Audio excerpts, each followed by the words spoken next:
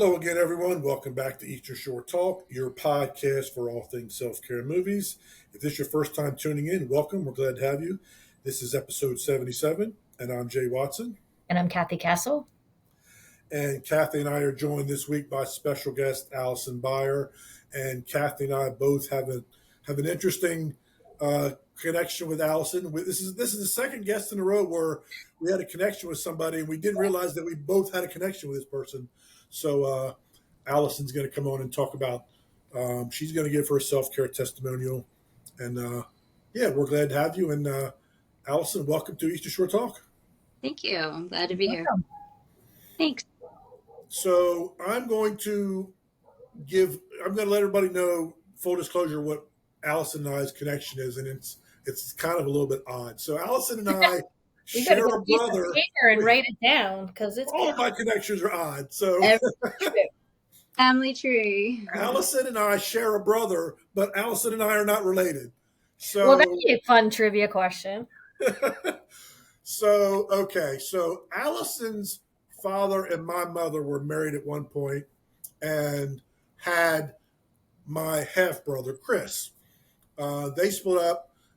Alison's father and Alison's mother married later on, had Alison. So Alison and I share a half brother Chris, but Alison and I are not biologically related. So are you steps? We're nothing. You're nothing. Step, maybe. I don't know. We're kind of weird. I don't even understand. Step removed, like they say, cousins one step removed, kind of like that. But like, yeah, we share a half brother. Like we each have a half of him. I've never even heard anybody give this scenario. I need to map it out. Well, I'm sure there are others. It's not like every day, but it's not like it never happens. Although I can't think of anybody else that I know. Right. Yeah. Right. And Cathy, you and Alison are connected. Yeah, we're co-workers. She is employed for Channel Marker, and we're glad to have her. She's amazing. And poor girl, we work her to absolute death. And I should say I'm sorry publicly for that. But she's a worker. She doesn't know how to say no. So in my field, that's a good thing for us, really a bad thing for her. But we appreciate her. So I know Alison a little bit, but I caught one of Alison's posts maybe a week or two ago, and she was talking about a couple different kinds of grief that she's kind of going through at the same time. And a topic we like to talk about quite a bit, right? Yeah, and I reached out to Alison because, as I told Alison earlier, Cathy, before you came on. Oh, wait, are we putting family pressure? Sort of family pressure? Sort of family? No. But that we have talked about grief a lot here on the podcast. So it kind of, and Alison, how you expressed yourself and how you were vulnerable and just how I was connected to what you were saying. So I'm sure that everyone else that was reading, and it was just a long, well-written, thought out. Wow. Cathy, you have to I'll have to see it.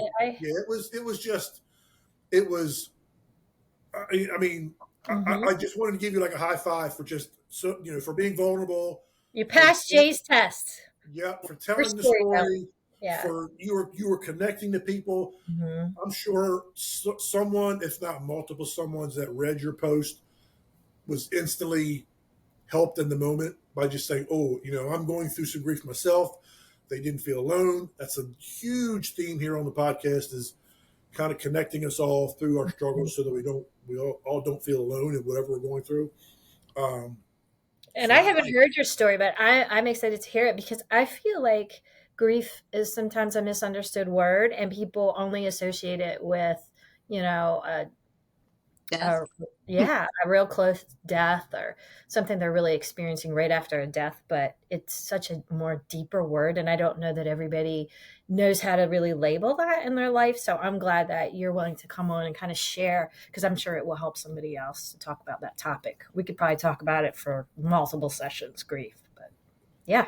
So as soon as I read it, literally within 5 minutes, I reached out to Alison. I said, We would love to have you on. And she was very gracious and said, yeah, I'd love to. So, Yeah. Cool. um, Allison, I'm going to kind of let you introduce yourself a little bit and um, kind of talk about maybe, why you were willing to come on the podcast and talk about some stuff. Okay. Well, I you talked about the post that I made that day.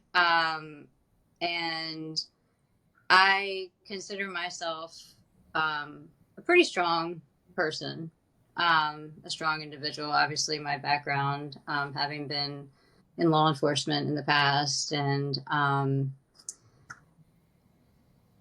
you know, just that outward exterior of, Mm-hmm.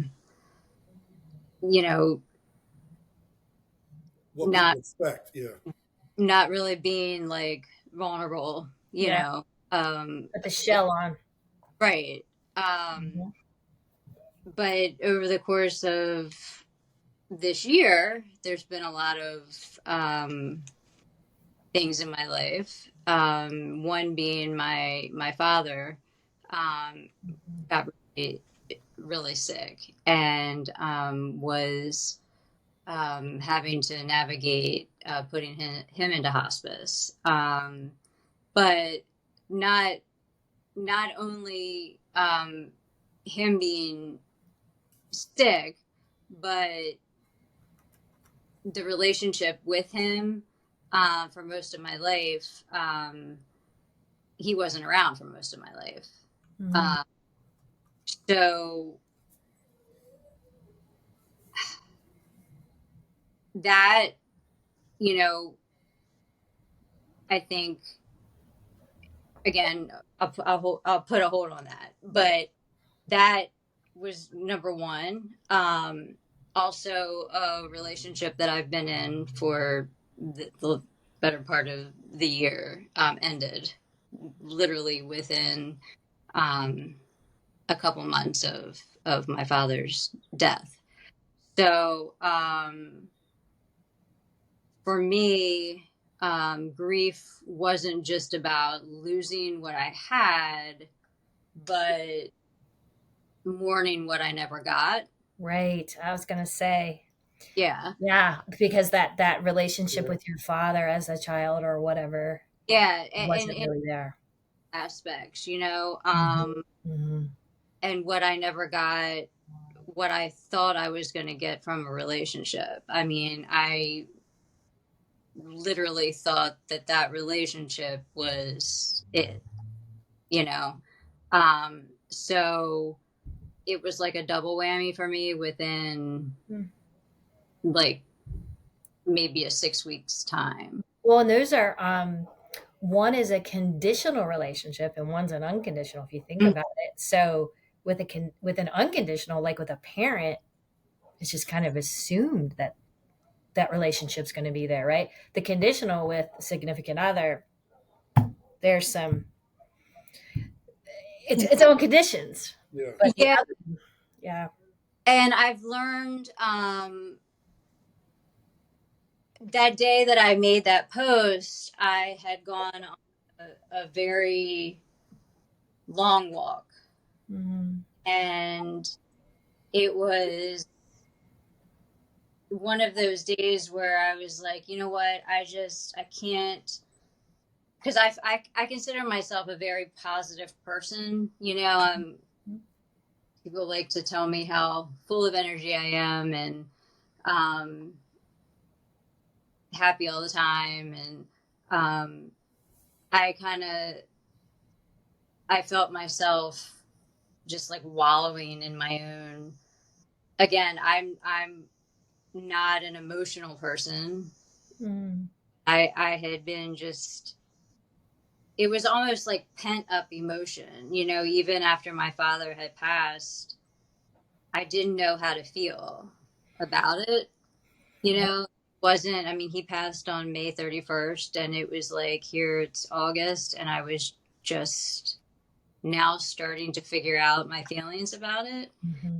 Um, and I was tired of crying every day. you know? And I went on this walk and I was like,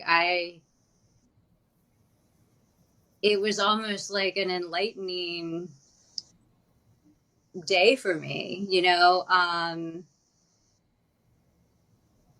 I loved it, you know, I really did. It was like we were talking about the self-care Mm-hmm. part of it. And, it just felt really, really amazing, really, really great. And that's where the words from that post came from, because Clarity came with your it, walk in nature. it was about me, you know, Mm-hmm. it wasn't about my father and everything that he had done. And it wasn't about the boyfriend and everything that he had done. It was about me and what am I going to do? You know, what do I need to do for me? And it became, um, that was what was most important, you know, and that's when I decided that, you know, a lot of what I wrote was, you know, I am worthy. Like, I am done begging for love that Right. I lived, you know what I mean? Yes. Like, I don't even know if my father really ever loved me. I mean, in his own way, maybe he did, but it doesn't matter because I'm done Right. wondering, Mm-hmm. you know. You gave yourself permission in that walk to stop wondering and stop worrying about that. Yeah. Yeah. Like, So it was a whole, um, or yeah, maybe he I, loved you in the only way he knew how. I've been doing a lot of work on myself these last couple months, or well, really Since since May-ish. since my father. It's so I really believe in. I'm one of those that believes in like the universe like speaks. You know what I mean? Mm-hmm. I, Yeah. like this relationship that I was just in like coincided with like my father. Like it was just meant like to all happen at the same time, you know. But so I've been reading a lot of books, and I saw this. I've been reading this book, and there was a insert in it, and it said, "Grief is love with no place to go." Mm-hmm. And I'm like, wow, you know, like that really hit home because like I have so much love to give, and just because I don't have somebody write, I have my son, and that's what I wrote in that post, you Mm-hmm. know. I love what I do at work, my job, you know. Thank And I, goodness. yeah, not trying to get kudos or anything, but I really do, you know. And you don't need to have like a significant other or even like family right there with you, you know. You can show that love in other ways, you know. And I'm learning that, you Yeah. and I don't know. I've just it like gives me chills to even like say these things, you know, it really does. But I don't think that like if I hadn't have gone through these like experiences, I'm not sure I would have like if I hadn't have gone through the grief, quote unquote, you know, the Mhm. what is supposed to be, grief is such a negative word, but if I hadn't have gone through those things, I wouldn't have realized the positive Right. of, if that makes sense. So, That's I love it. And I'm going to assume. I mean, I know you were a city police yes.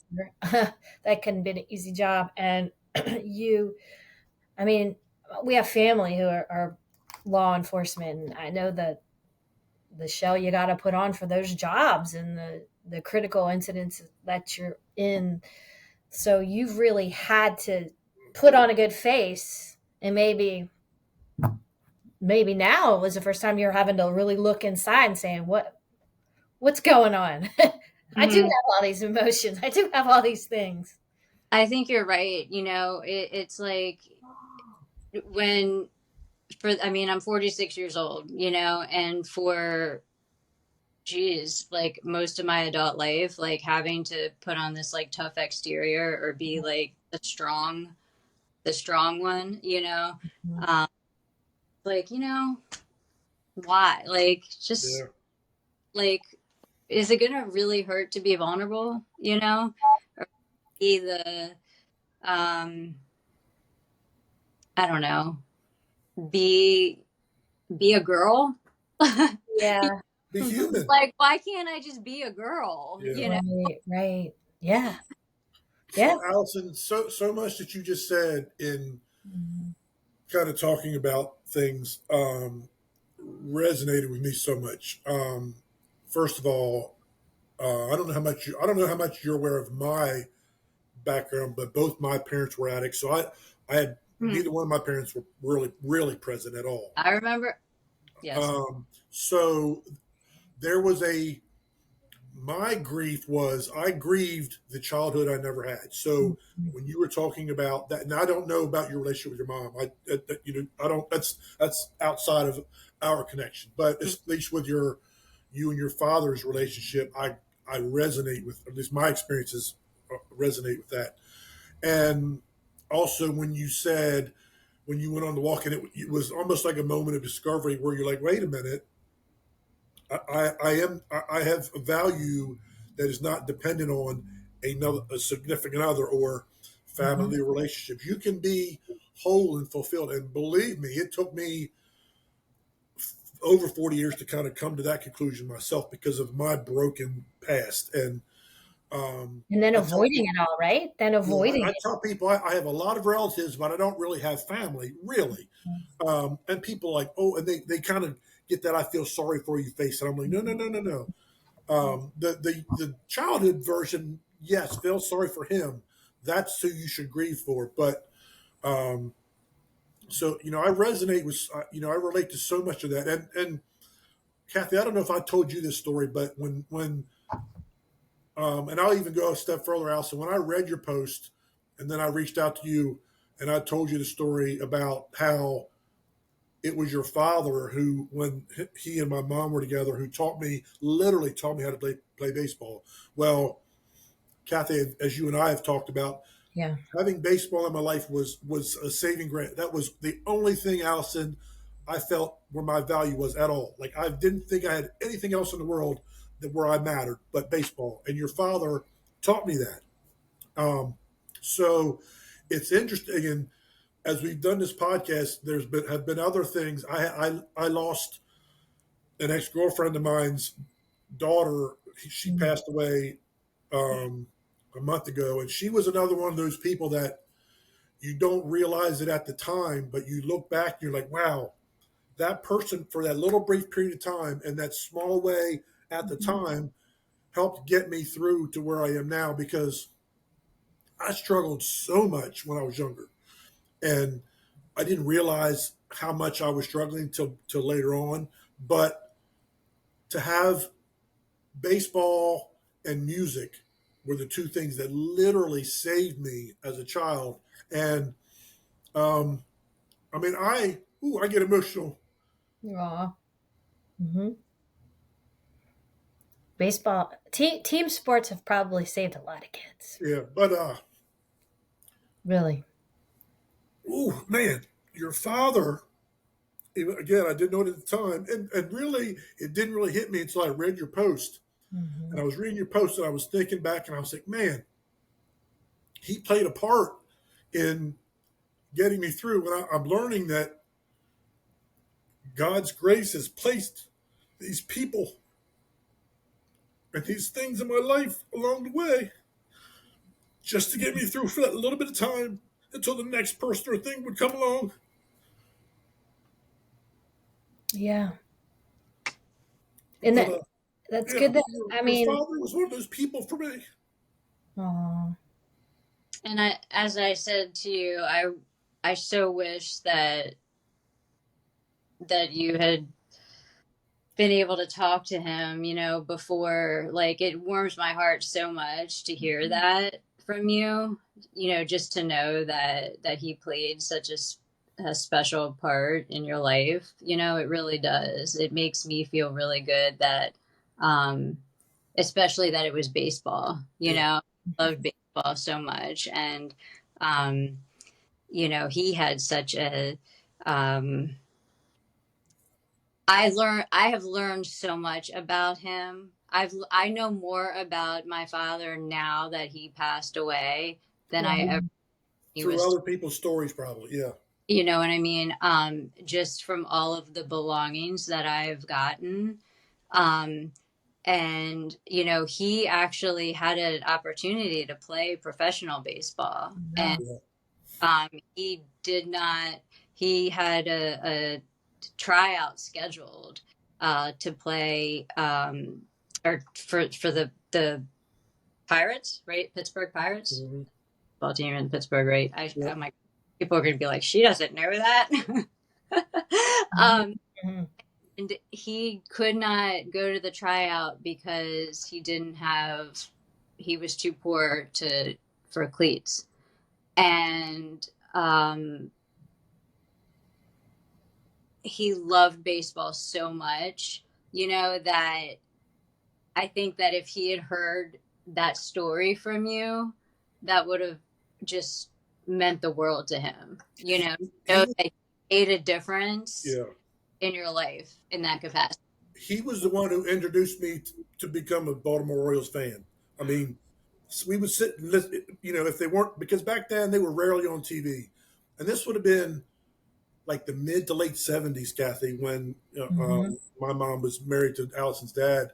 And so we would sit and listen to literally listen to the radio and listen to the Orioles. And, you know, he introduced me to being, at the time, watching a Redskins fan. So that's how Cathy's like, how are you not a Ravens fan? I'm like, well, you know, Allison, I didn't say this at the time, but Allison's dad taught me the Orioles and taught me the Redskins. So that's how I became You a got fan one of of both them of right. The them. Ravens until 1990. No, no, I mean, it was the come on. Colts. The Colts were here, but it was, well, because your grandfather Jack was a Redskins fan, and so Yep. that's how your dad got into it. So You that, know, I'm sitting here listening to the two of you talk about this man that I don't know, and I'm thinking, this is just what I'm thinking as a stranger. So, Allison, you have this period of time that's sort of void that he wasn't there, which causes you some pain in your heart. And then, Jay, you have this period of time where he replaced a void in your life, kind of helped you along. But here after death, Allison's getting all this information, and it's like, I'm almost feeling like you almost can continue to have a relationship with this guy. And here's who he was that I didn't know, like almost a new relationship, Well, that's kind of what, memories. to be honest with you, like that is what is happening now. Like since he has passed away, I have learned more about my father um, since he's passed. Like my dad has a brother in Kentucky, Oh, wow. and he is basically the only real family that is left. And I have actually established a relationship with him. Oh, Yeah, and now, which brother is that, Allison? Uncle Paul, Okay, yeah, yeah. and it's my father's younger brother, and mhm. he actually is on a radio show in Kentucky every Oh Saturday, my and gosh. he texts me now. Like we communicate, Mhm. and it's really really nice actually. And but he's told me some stuff like that. I was like, whoa, like I had no idea. Just stuff about the family dynamic and things that, I mean, even my mom probably didn't even know. Yeah. Mhm. I mean, So my father being a, ex-state trooper and Oh, there you go. very, like he was very secretive. Right. Like That's there's a, just how they were. It's like this tough guy persona and, my father, the way they were trained at the time. yeah. So, I mean, there's a lot about him that I just, Mhm. yeah. And I think that's what makes it difficult for me, Mhm. just not knowing a lot about him. Um, Mhm. I don't know that. Yeah, I mean, it's not. I think when you have a a family member who passes, a parent or whoever it is, when you're close to them, not that any of it is easy, you know, anytime anybody passes, it's always difficult. But I think when you have somebody who's close to you, you have, it's a little more, there's more closure maybe, you know. I never had closure with my dad at all, you know, at all. My son Miles and I went out to Arizona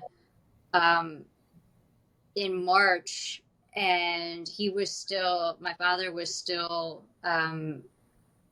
somewhat coherent, and he grabbed my hand. Oh, wow. And it was very uncomfortable, to be honest with you. And because neither one of us are very like touchy feely. Yeah. Between the two of us, we were like, you know, but he grabbed my hand, and he actually said to me, he said, "Well, I haven't done this since you were a little girl." Aww. And I just kind of like, I looked over at my son, I looked over at Miles, and he just kind of looked at me. My son's 15. And I was like, again, I was very uncomfortable. And he just kind of let my hand go. And I thought, wow, and he'll probably never touch me again, you know? Mm-hmm. But it made such an impact on me that, and that was the last time that, you know, he touched me. And I don't know, that was like my closure. That was it. Yeah. I thought, was that his way of, Yeah, I think so. you know, and like, I have to think of it. Like, I keep replaying that moment. Like, that's what I have, you know? What you have, I yeah. know, Allison, when my mom passed, and her and I, although I lived with her, we never really had any kind of real mother-son relationship. And I grieve in a very different way. You know, when she passed, it was like it was, there was like an angry guilt, like, you know, how dare you have left me, having never been a mother. Yeah. And I was grieving, like you said earlier, I was grieving what I didn't have throughout my childhood. But I was also, I felt guilty because I felt like everyone in my family, like at the service, and you know, when we got together afterwards, were expecting this outward showing of missing her, and that it didn't exist. So I felt like I wasn't grieving properly for them when I didn't owe it to them, if that makes sense. So there was like this very awkward kind But of Jay, guilty. did someone say that, or was that a story you told yourself? No, it was, well, at that time, it was a story I told myself, but it was rooted in things where I was told in the years when I stopped having a relationship with her, I was hammered on, you need to have a relationship with your mother. You're doing the wrong thing. She wasn't that. I was made verbally to feel guilty for a very long time by several members of my family. So it was rooted in that. At the moment of the service, no, nobody said anything at that moment that made me feel like that. But I was in the past, if that makes sense to you. So it was rooted in that. So I was like, and I almost didn't go because of that. I'm thinking, you know, what am I contributing to this? I don't want these people to grieve. I don't want them to hurt. I don't want that for them. There's no issue with them, really. Sadly, the stories that both of you have to say, there's so many people that we all know that have similar stories, absent relationships with parents that as adults that people hurt for, because that parental unit, I mean, it's part of us. So Yeah. even if the relationship is good or absent, you're still hurting. You're hurting for what you had, what you didn't have. It's just complex, right? So I think both of you, what you have to say is valid. I think a lot of people could probably relate to what you're saying and have experienced that with somebody close to them. Yeah. But is it normal to talk about it? I think it's good to normalize, like, when somebody dies or passes away, whatever the correct word is these days, we we tend to put people on a pedestal. That's our customs, right? But you may not be feeling that way. So, I mean, I think part of, I don't know, I just wonder if part of resolving or putting some of the grief down a notch is doing exactly what you guys are doing and being real about it and talking about how you feel and kind of come to terms with it. Yeah, it's taking it and processing Mm-hmm. feelings, you know? I mean, out of all of this, I think that I've learned that I can choose to love in ways that don't keep me at a distance anymore. Oh, wow. That's a big statement. Yeah, It's a big because statement. I I I've realized that my entire, like I said, I've done a lot of work on myself, and my pattern of relationships have mimicked Mm-hmm. it with my father. Right. That makes sense. It makes total sense. And I've keeping my father at a distance, whether that was I mean, that was the dynamic he created, but that's what I knew as love. Right. And that's how I always kept my relationships. You know, Jay will say, I hear Jay saying this a lot. I've heard you say this. Jay has had some difficult times with memories about his parents, but I've heard you say, Jay, but maybe these aren't your exact words, but this is what I took away from it, that, you know, you've had to come to terms with they did the best they could. You know, it just seemed to me that you've gotten to some kind of a peaceful, neutral Grace. Yeah. place, and you're like, I'm not gonna, I'm not gonna sit here and hold this anger and beat it up anymore. I'm gonna do. They did the best they could with what they had and the tools they had at the time. Yeah. Now, especially my mother, for sure. Mhm.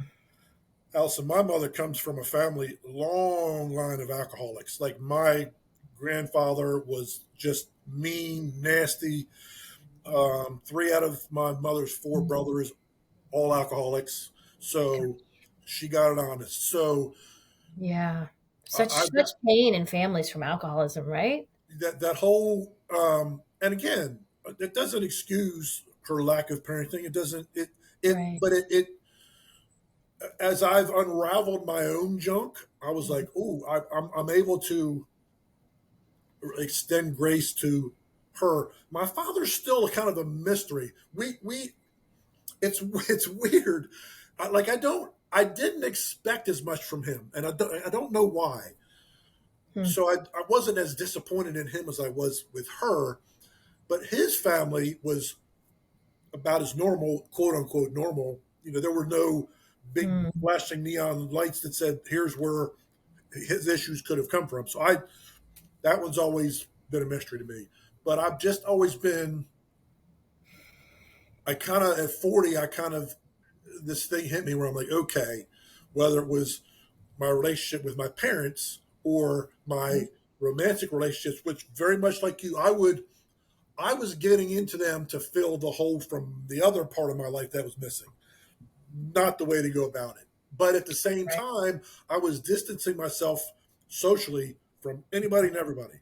So I Right. had this, like I've described it to Cathy, like instead of angel and demon on your shoulder, it was like two different demons were pulling me in two different unhealthy directions. And Mhm. I had that going on in my head.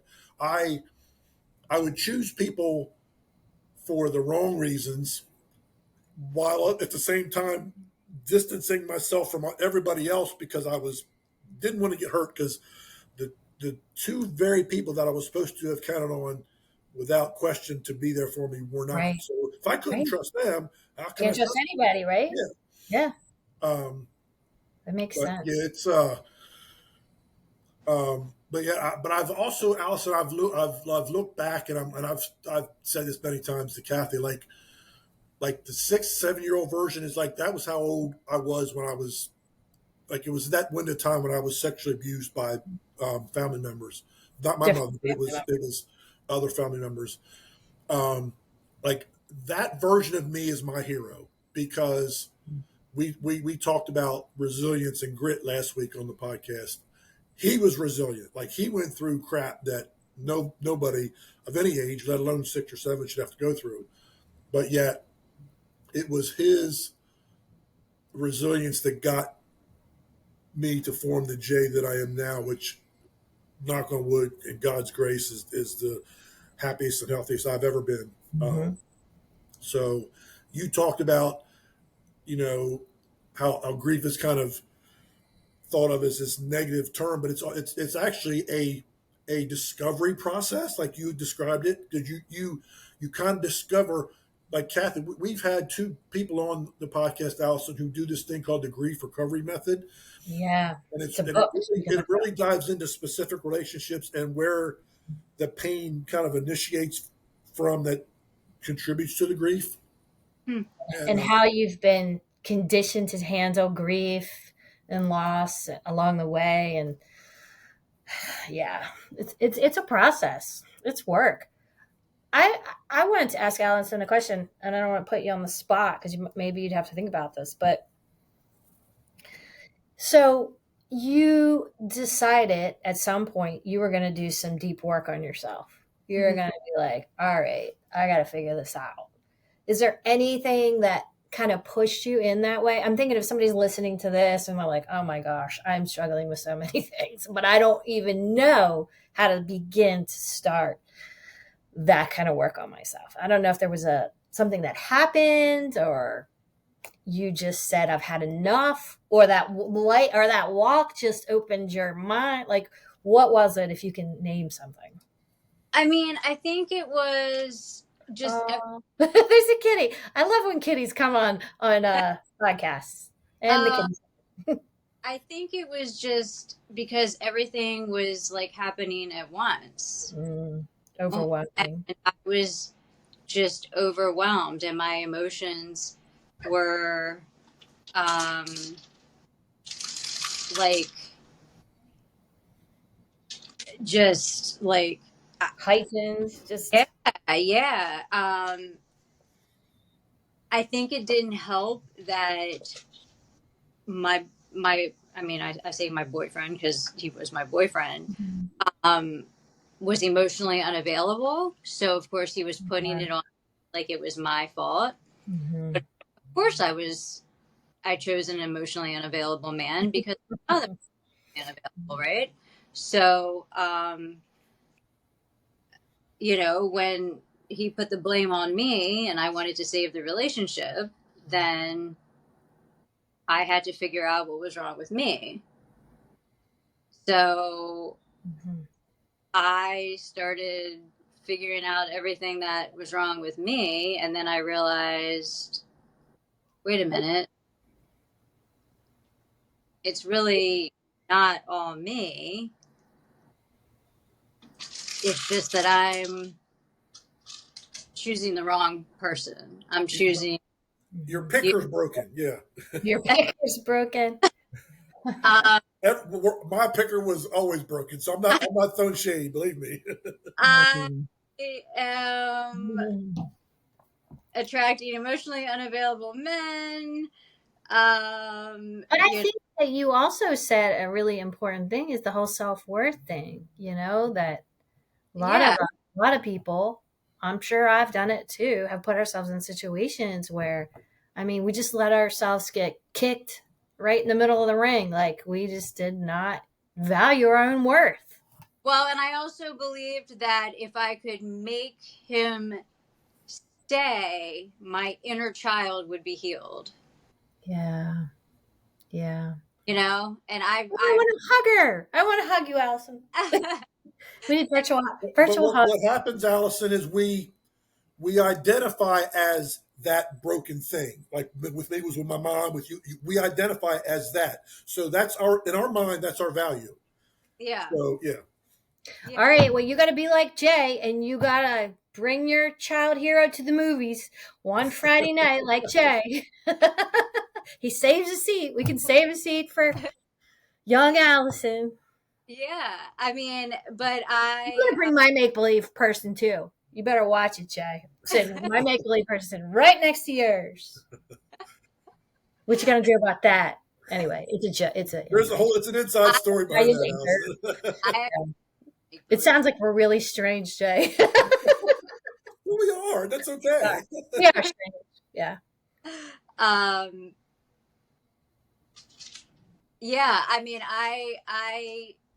you know, I started keeping a journal too, Nice. you know. I always, and it's interesting because even at work, you know, I'm such an advocate. I tell everybody, keep a journal, you know, but then it's like, wait, I'm a hypocrite because I tell everybody to keep a journal, but where's my journal? You know? Yeah, it's okay. I'm glad you're telling them to keep a journal. But right. I've been you know, I've like filled up almost like an entire journal, and I'm like starting another one just with all the things that like You're done. getting it out. You're getting it out. Dumping it. Saying, or like all my like legit like my thoughts and what I've come up with, you know. You know what I've done, but I don't always use this. Like I'm very visual too, so I drew in my iPad a dumpster, like a green dumpster, and put fire around it, and then I'll go in and sometimes write what I want in my dumpster that's on fire. Like I burned it. I'm so violent.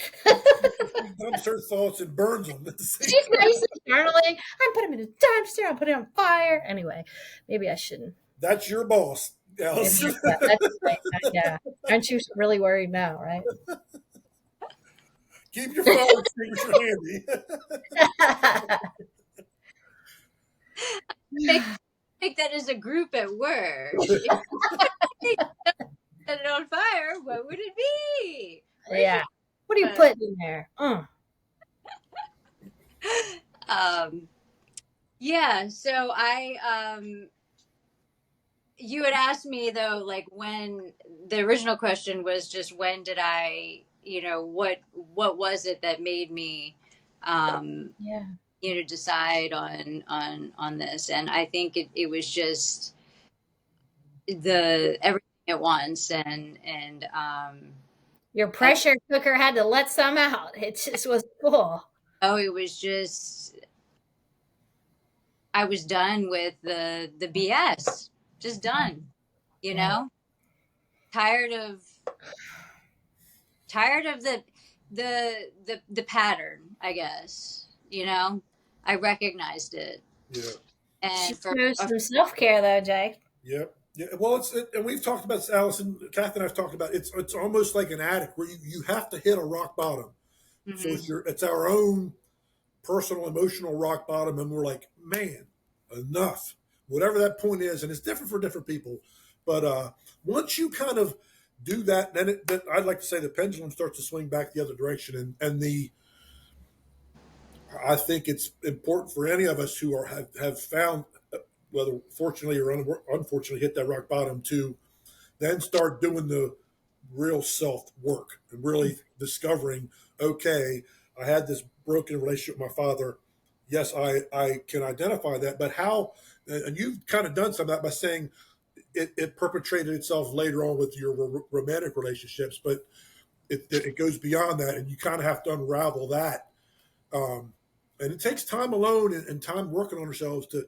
And I know people. It's not easy work. Yeah, people. The stigma of being single like drives people to want to, you know, 100%. Yeah, not be single, and I don't get that. I really don't. But man, well, even Cathy, who's been married for over 30 years, it's important for people like Cathy to have that Cathy time to Oh Yeah, yeah. figure Yep. Cathy stuff out. Um, but for Yes. those of us like Alison and I who have, our childhood has kind of really been carried forward in an unhealthy way. Yeah. There's just more work there to be done, and Mm. I can say now I'm in a much better place. But I still have to be on top of it all the time because I have moments and I have days, and I have to call Cathy, and I'm yelling and bitching at Cathy, and Cathy didn't have anything to do with it, and I know I'm not working my own personal steps, and Cathy's like, Jay, da da da da. I'm like, Cathy, I know the steps. I made up the steps. I knew what they are. But I have those moments, and I get anxiety, and I get like physical, you know, things that go on when I have anxiety attacks. And it still happens, but you know, we have to sit with ourselves and unravel all the stuff to start discovering and creating the version of ourselves that we're like, this person really rocks. I love this. I love this Jay. I love this Allison. Whatever it is. And once you get to kind of that point, man, it's like with me, and I've told Kathy this story. Like when the light bulb started to go off, like physically the world looked physically brighter to me. Like walking down the street or wherever, it wasn't actually brighter. The sun didn't suddenly get 10 times brighter in the sky, but my perception of the world changed. You said earlier something about um, you don't want to feel the need to love from a distance. And Hmm. and when you said that, I was like, that was me. I wanted to have someone, but not really that close. It was like, Yeah. yeah. Um, Because it hurts. that person, I have not been on a date well, I take it back. I've been on one Yeah, date, you may not want to tell these stories. one date in 8 years. No, I think it's a good thing because people ask me all the time, or ask me, are you dating someone, or how are you single for so long? And I'm like, look, I've never been happier.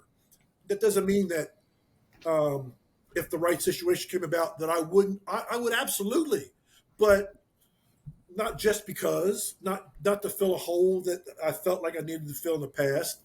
That this, and if I go the rest of my life and I'm this version is the happiest I've ever been. That's my work. If that's my worst case scenario, I'm great with that. I was getting ready to say, like, overall, I'm very, very happy. You know what I mean? Like, overall, I'm probably the most happy I've been as a person. Like, I'm Nice. more at peace with myself. I hope's there. You know, it's just, and I know it's just other people. I know you can't control what other people do. And like it's just so disheartening. You know, I think I have such a big heart. And sometimes I think that that's just my downfall. Um, I that like. I'm We starting. expect others to love like we love, and we're disappointed. I know, right? We're disappointed. There's a lot of things we're disappointed in other people. I'm just I like. starting. It's like, when did I become so soft? Like, You came to work for us and you found your soft spot. yes, I wanted to tell Well, you guys. Allison, I was going to ask you, how much does you finding a job where you're serving others, how much has that played a part in you finding Mm, you being happy and at more at peace? oh there. my god, like, it's amazing. I think because, like I said, like, I can actually, like, give part of myself, you know what I mean? Or maybe not myself, but I can actually, it's Be, fulfilling. be It, what it be what you needed when you were younger. Just yeah. yeah, absolutely. I mean, I feel like I'm actually, like, doing something productive with.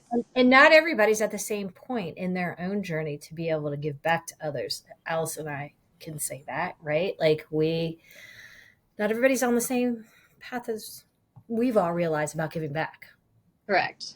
Yes. What's the isn't there a statistic, Kathy, we've talked about where those who go through childhood trauma are so much more likely to be empathic, be empaths more likely than a lot of other people? But I don't. Yeah, yeah. I don't know the statistic. I can't remember. I did want to talk about something that. Look at this. I bought a round. Is that your meditation pillow? Yeah, it's purple. Wow. So anyway, I bought it and I put it in the corner of my son's room that he's no longer in, so nobody can look at me.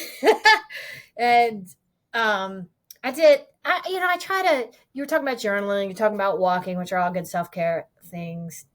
Doing some deep work, thinking about what you need, all those kind of things. I have heard so many people say that meditation is such a big deal for them. And I am too nosy and whatever, hyper probably to sit there and meditate like normal people. But anyway, I thought if I'd start with a purple pillow, because that's my favorite color, and sit in a corner, like I'm in timeout where nobody's looking at me, I'm not distracted, maybe I could do something. So the other day, I listened to a very short one. I don't need any 20-minute, half hour. I think I would lose my mind. But I did a quick meditation thing, and you could have your eyes open for some you didn't. But where you started deep breathing. But I thought this was interesting. It said this particular podcast. We've done so many podcasts. Everything's a podcast. This particular meditation was this is a point of meditation. Let whatever problem or thought or whatever come, just acknowledge it and let it go. Like, you don't have to solve it. I'm a problem solver. So I think if I have one, I'm like, oh my God, then I have to fight with it and tangle. But the idea of this meditation thing is that, okay, here it is floating by, and that's that. I probably can't control it. Let it go and just let your mind do its thing. I haven't mastered it, but I think it's interesting. It's an interesting. You need to videotape one because Cathy, can't see you sitting still for very long. I know I can't. And if you were looking at me, I'd be laughing. I can't even do trivia without laughing. Yeah. But anyway, I wouldn't mind doing a guided meditation where and there's different types of guided meditations where it's more specific to a topic or an event. I've done the guided, but sometimes, Jay, I'm like, can you get on with it? Can you speed up? I know the ocean is rolling, the birds or whatever. I'm like, get to the point, which isn't the whole point of meditation. But Thing I can't. I'm learning. That's why I need shorties. Can't get into meditation.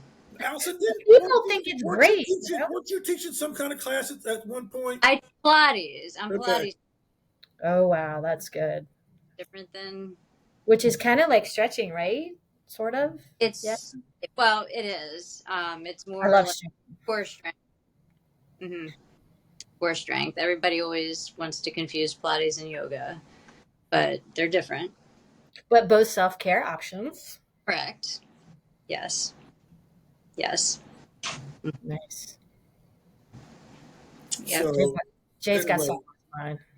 No, I'm looking at our clock. So okay, he's official timekeeper too. He has multiple roles in this. Before we get out of here with Alison, we're gonna change channels a little bit and start. But thank you, Alison.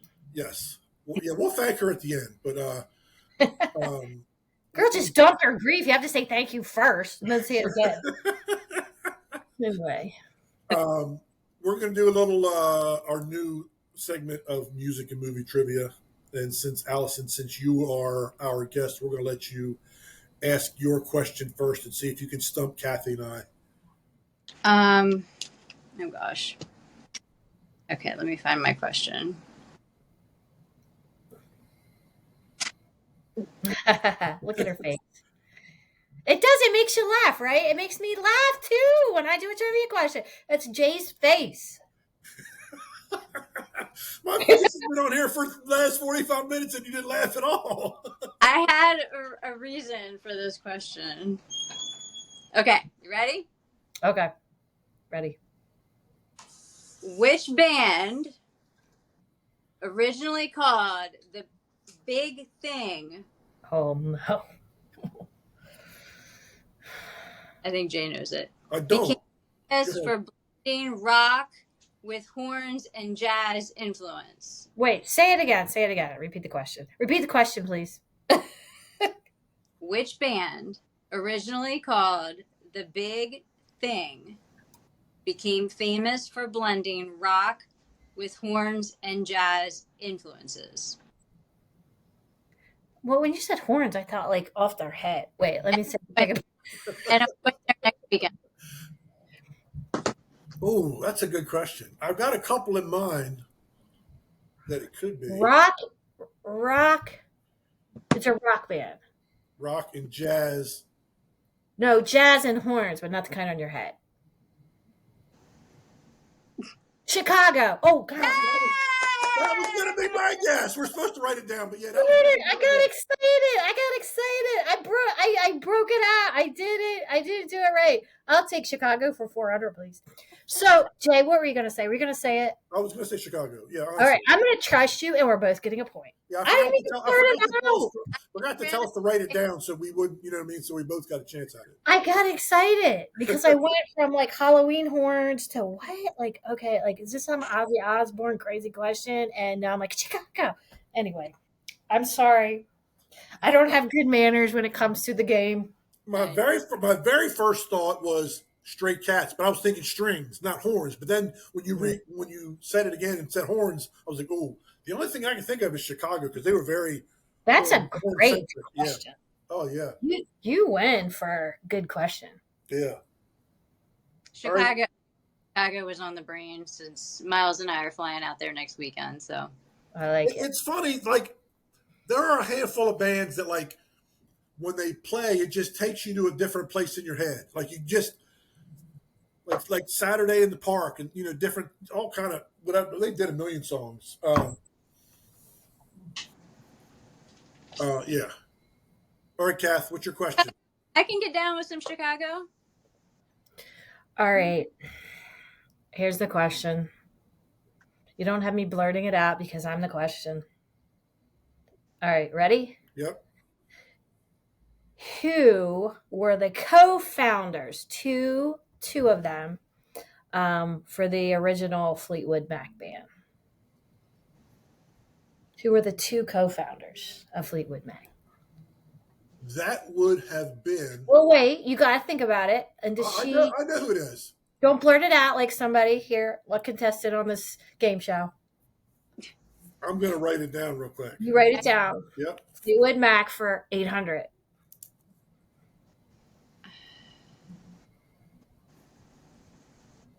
I don't remember the.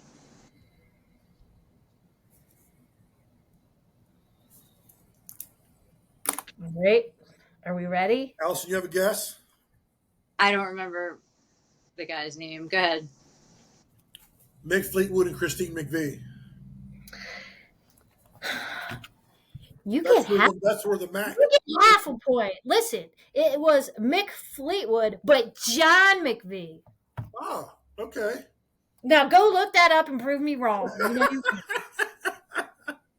I think you probably did your research on this one, so I'll give you half a point. I do kind of remember that now that you say that, but he didn't stay with the band, but Christine McVie did. Right, and then who? This is not a question, but it could be. But I knew you'd get this one. Who joined? Which two members joined in '74? Stevie Nicks and her boyfriend. Maybe I should have used that one. Lindsey Buckingham. Correct. Yeah. Correct. All right, there you go. That's funny. We're all doing music this week. So my question is, what musical artist in their career spent the most total weeks at #1 on the Billboard charts? Repeat. What musical artist spent the most career weeks at #1 on the Billboard charts? In other words, total all the times they spent at #1. What artist has the most total in their career? I got one in my head. I mean, that could be anybody. I'm invisibly writing it down. I'm not blurting it out this time. Okay, go ahead. What, you got a guess? Just make something up. Okay. Say that again. I have a guess. Go ahead. Michael Jackson? No. All right, ready? Whitney Houston. No. Dang. Um, And the answer is Michael Jackson's actually number 5. Whitney Houston is tied for 6th. Number 1 is the Beatles, and they're number 1 by a long shot. Put it this wow. way, Okay. they I wouldn't have spent got that they right. spent 132 weeks at number 1. Taylor Swift is number 2 at 86. Allison did Price is Right me though.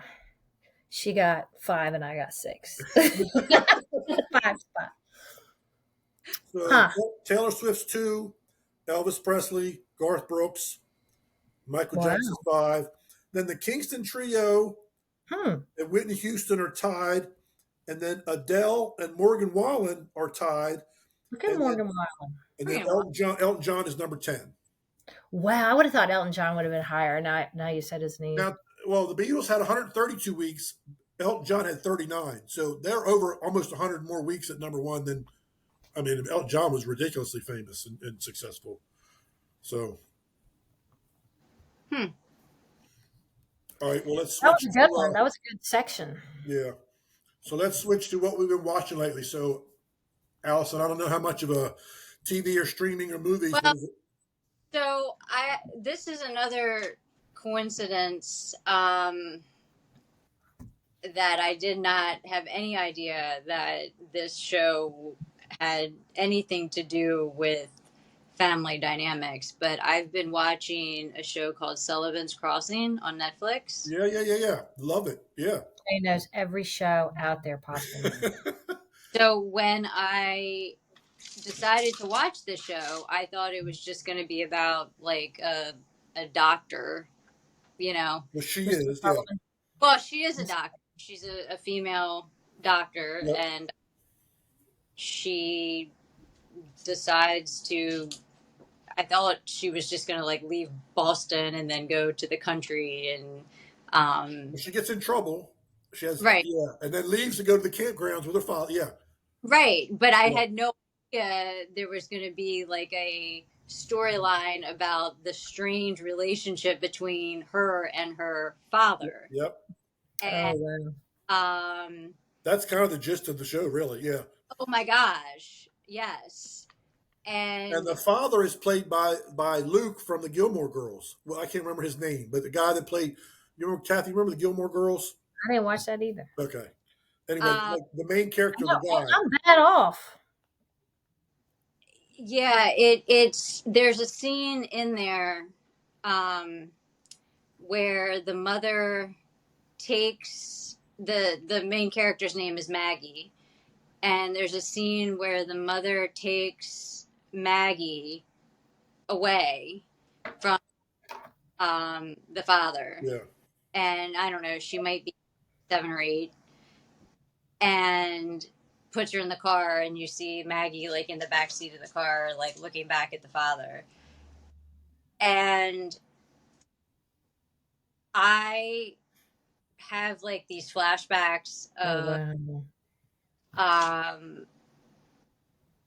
like my father when I was probably, I don't know, maybe 3 or 4, like driving away, Mhm. and me literally like running down the road as he's driving away, and it's so uncanny. Like I started watching the show like around the same time. Yeah. You know what I mean? Like it's just anyway. So I did not plan it. Yeah. I did not plan it at all. Like it was not. But as I started, I was like, wow. Like Yeah. And then the father kind of becomes a father figure to this other girl. So then there's that dynamic between the daughter and that girl that they're kind of Mhm. the one yeah. girl she's jealous and there's all yeah. And then Maggie is like keeping the distance in her relationship with Andrew, and it really is very similar to like in a bizarre kind of way to like my life kind of So anyway, What's it's that not, actor's name that plays Andrew? What's his name? The actor. I don't know. I Oh, don't, he's famous. He's the most famous one on the show. is he? Oh, I don't know, but it's not the best acting, Oh, but the stories are very relatable. Yeah. but they're, yeah. So I would, if you want like a feel good type of like show, I would highly recommend Sullivan's Crossing. Well, I stopped watching it. The last episode I watched, Allison, was she finds out she's pregnant. Oh, I'm past that. I'm on season 2. Okay, But so I'll have to catch up because so she was kind of estranged from her boyfriend. Then they kind of got back together when she went to court, and then she finds out she's pregnant. And that's the last episode I watched. okay. So I'll have to catch back up on some stuff there. What about you, Kath? What you been watching? Nothing. You Nothing? know what I've been watching is my youngest child has gone to college, like he's going to community college, and I am helping him like every single night, like I'm in college, and it is so incredibly painful. So I am learning. We were learning communications last night. Tonight's going to be psychology, so maybe that'll be a little bit easier. But I'm like, I am missing out on me time because I'm helping him figure out this dang college stuff. Anyway, that's it. That's just the season So of my life. Nothing Friday I good. went to the movies and saw Nobody 2. It's a sequel. Nobody. It's kind of a I don't know what that is. spy kind of hitman kind of movie. It's a lot of action, but it's also kind of light. It's kind of almost kind of cheesy at the same time. Did you make it through the whole flick this Yeah, time? it was okay. I kind of enjoyed the first one. It was decent, so I watched this one. Um, Nobody really. No, I take that back. Sharon Stone is actually in it as the bad guy. She wasn't in the first one. She's actually the villain in this one. Um, so it was okay. But I tell you what, I started watching a series on Hulu called Hollywood Demons, and it kind of goes behind the scenes of different like Hollywood stories. And Dr. Drew Pinsky, like the Mm, addiction specialist. You don't know what I'm mhm, talking about? mhm. He's kind of the host slash narrator, and there's each episode is like its own different story. And I think there's Hmm. 8 or 10 episodes. This is the first season, and the first episode is the guy that played the father and the preacher on this show, Seventh Heaven. You remember the show when Jessica Biel, the first thing Jessica Uh, Biel was ever on. The show it was a show called Seventh Heaven. But anyway, it turns out he was a pedophile, sexual abuser, and it came out much later. So they talk about his story. They talk about like all the crap, the negative stuff behind the show, Power Rangers. Hmm. I never watched it when I was little. I don't know if I was maybe a little bit too old, but I never really watched it. yeah, But it was like in the 90s. yeah, Yeah, it but might have been there was the show, and then there were several Allison movies. It days. was extremely successful, like very successful. But like there was like almost like it, maybe not literally a curse, but so many bad things. One guy that was on there killed this other person, and there were several people that Like for real? there were several people on the cast that took their own lives, and Wow. addiction all over the place, and the So these are real real stories. stories. Yeah, but they're different. Each episode is its own different story. Uh, There's a episode about people in Hollywood that had stalkers and then went to jail, and oh wow. there Yeah, were yeah. some of them I had heard before, but I never realized that Miley Cyrus had a really bad stalker, like a really really bad stalker for years and years. Um, he talks about he's a therapist, but he really is like an addiction specialist. But he does this show and talks about like the psychology of people that do this and the different categories, the different legal categories of stalking, and Hmm. um, There's a they're all true stories. So there's a couple things I want to watch, like, well, besides our Only Murders in the Building. What is it? September 9th. But there's a couple shows that I've seen referenced that have to do with things I've seen on TikTok. Like one is that the rush of those, those colleges and all the money these parents put in. I'm interested in that. And then I don't even know if it's out. And then there's another one that's coming out in September about this one kid. He's young, like 20, his early 20s or whatever, but how, people start following people on TikTok and then they just are obsessed with these people and send them money and all this wild stuff. So, and clearly I'm doomsday scrolling or whatever at night looking at this stuff. So I'm just interested. And then I'm just like, oh, what are these people doing? Or how could they be doing that? So then I guess I'll follow it up with the next Netflix and see what happens. You and Marty really got to watch that show, that docuseries called Unbelievable. I think I told you about that before. That should be, if you're going to get into the true story kind of thing, that should be you and Marty should watch that next. It's. Well, I think we're holding off because of only murders. We can only handle so much.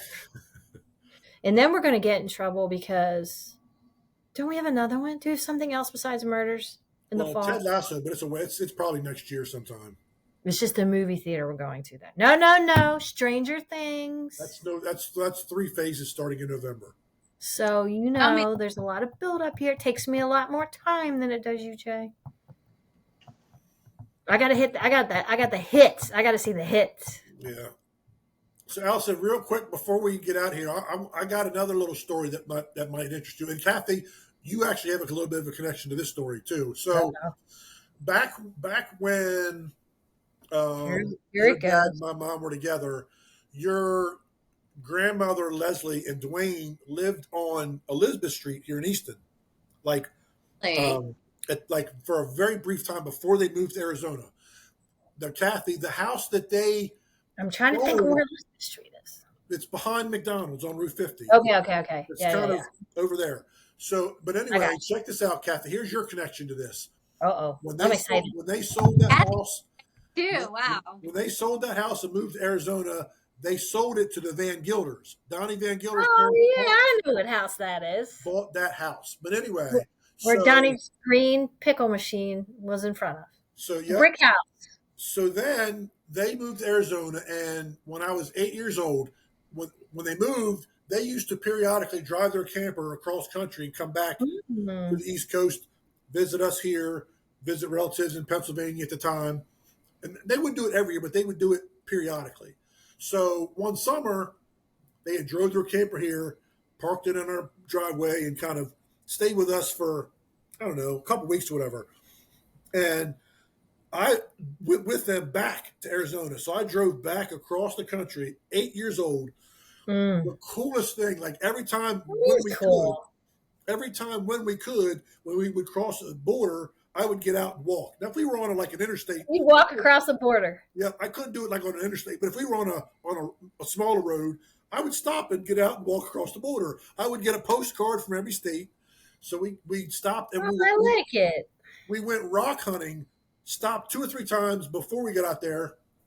They bought me these special shoes, and they said, "Don't bend over and pick anything up because there could be snakes or poisonous ants or whatever." So they got me these special shoes, and I would kick the rock over to look under the rock. But anyway, so get out there, and their house was so cool. They had a pond in their community.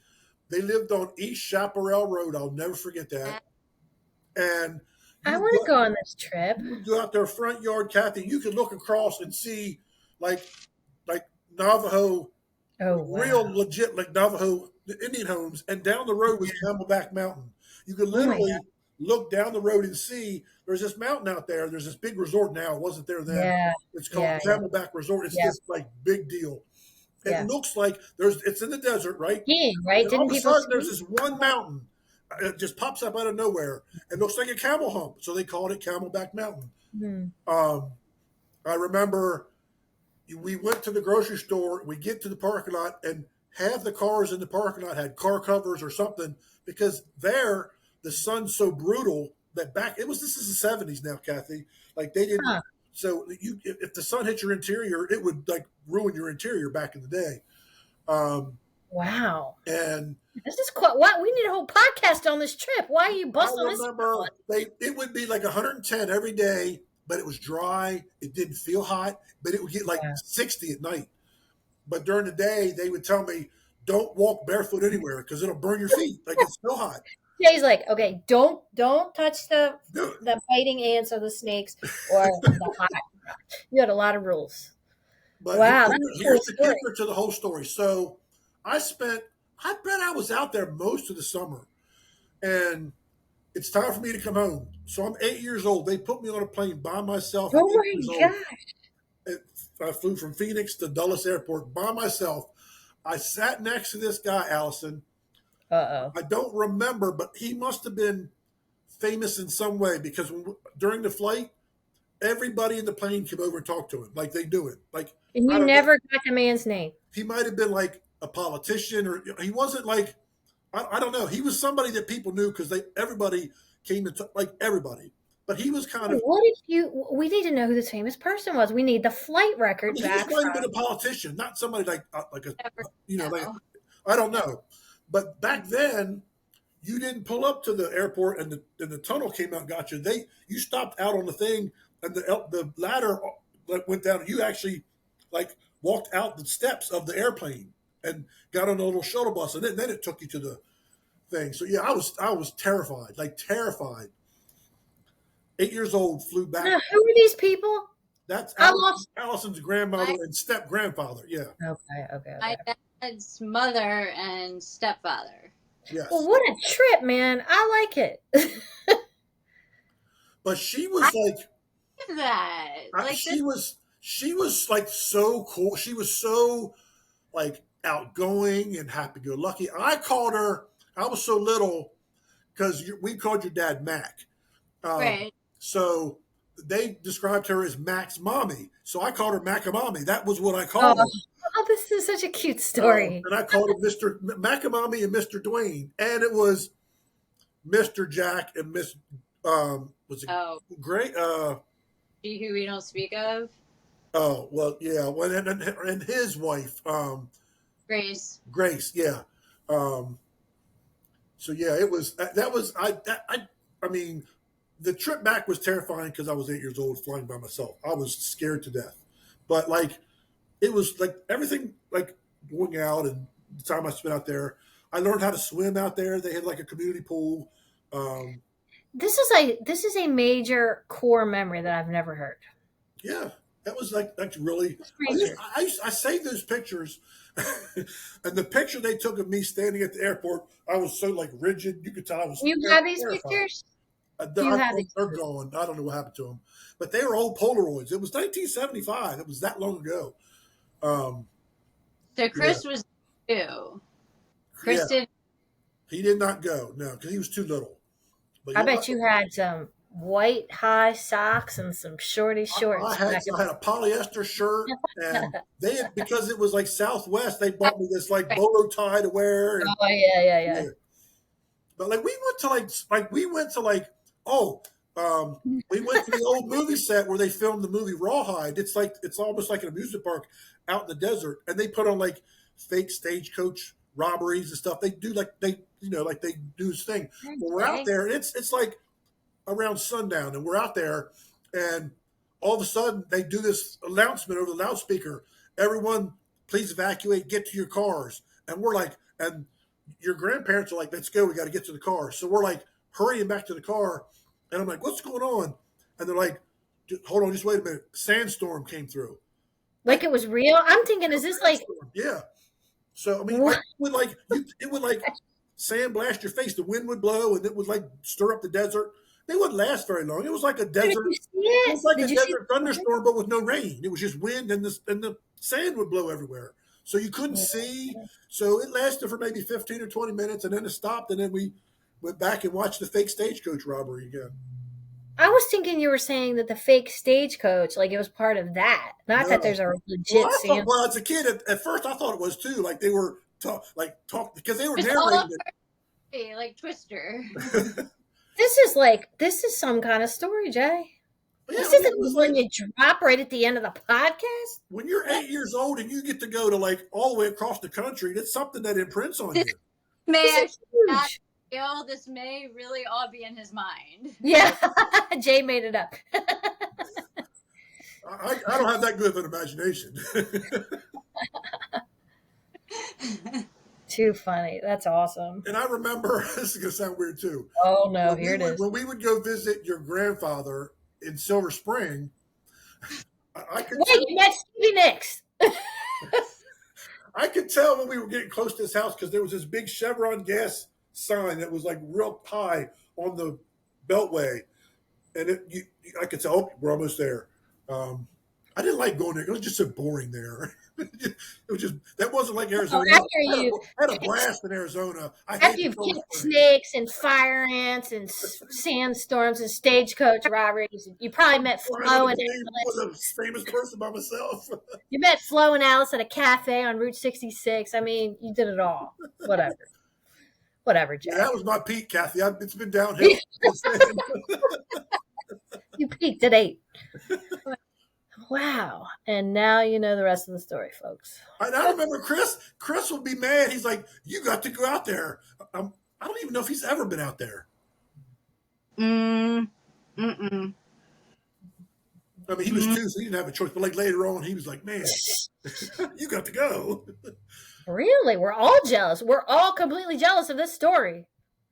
I mean, Chris won't get on a plane, so yeah. Listening, Chris, you hear me. You won't get on a plane. Cool story. I love flying. I love airports too, except for the whole TSA part of it. But other than that, TSA's a counterpart. All right, but yeah, enough of the Eastern Shore Talk podcast reminiscing. Eastern Shore Talk across the country. Across the country. Stay tuned for our fall segment. All right, guys. We appreciate you tuning in. Alison, we thank you so much for joining us, and thank you for talking about your stuff and giving your self-care testimonial. I'm sure someone's listened, and I listened and took something from it. And well, I hope you were worried that you were going to cry, and I was the one that broke down. So, thank you very much. That's no surprise. Yeah, it's not the first time. It won't be the last. It won't. We're counting that too. We have a board. We're counting that. Jay's team. All right, guys. Yeah. Thanks for joining the podcast. Thank you, Alison. Yeah. We'll catch you guys next time on Eastern Shore Talk. Take care, guys.